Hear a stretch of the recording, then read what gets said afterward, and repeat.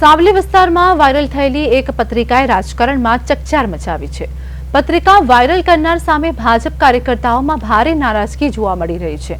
ભાજપના નેતાઓનો દાવો છે કે પત્રિકામાં કરવામાં આવેલા તમામ આક્ષેપો સંપૂર્ણપણે ખોટા અને ભ્રામક છે। તેમણે જણાવ્યું કે કેતન ઇનામદારે વિસ્તારમાં નોંધપાત્ર વિકાસ કાર્ય કર્યું છે। ભાજપે વિરોધ પક્ષ પર પણ નિશાન સાધ્યું છે। તેમણે આરોપ લગાવ્યો કે વિરોધ પક્ષ માત્ર ચૂંટણી સમયે જ સક્રિય થાય છે અને લોકોમાં ગેરસમજ ફેલાવવાનો પ્રયાસ કરે છે। કાર્યકર્તાઓએ પણ આક્ષેપ કર્યો છે કે આ પત્રિકા દ્વારા લોકોને ગેરમાર્ગે દોરવાનો પ્રયાસ કરવામાં આવી રહ્યો છે।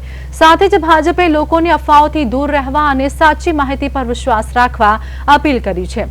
હાલ સાવલીમાં રાજકીય તણાવ વધુ ઉગ્ર બનતો જોવા મળી રહ્યો છે।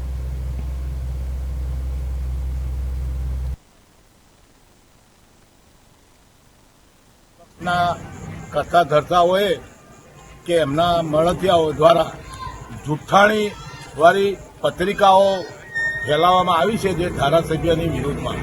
ખરેખર વાસ્તવિકની અંદર સમસ્ત સાવલીની અંદર આવો કોઈ બનાવ બનેલો નથી કે આવો કોઈ વિકાસની વાતો કરે છે। તો સાવલીની અંદર વિકાસ ધારાસભ્ય દ્વારા જે થયેલો છે તો વળીને આંખે વળગે તેવો છે।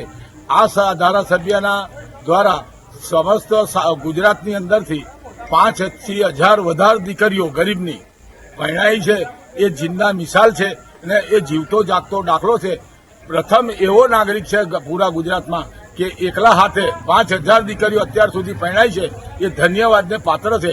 એમના એવા વ્યક્તિના બારામાં જે માનવતાનો જિંદા મિસાલ હોય એવા વ્યક્તિના બારામાં જો ખોટી વાતો ફેલાવનારાને શરમ આવી જોઈએ। કેમ કે આ ધારાસભ્ય આવ્યા પછી સામાન્ય ગરીબ કે તવંગર દરેકને ન્યાય આપે છે અને સાવલીના સર્વાંગી વિકાસ માટે માત્ર ને માત્ર ગુજરાતમાં કોઈ ધારાસભ્ય હોય તો એક અમારે સાવલી 135 વિધાનસભાના કેતનભાઈ શ્રી એ જ પબ્લિકને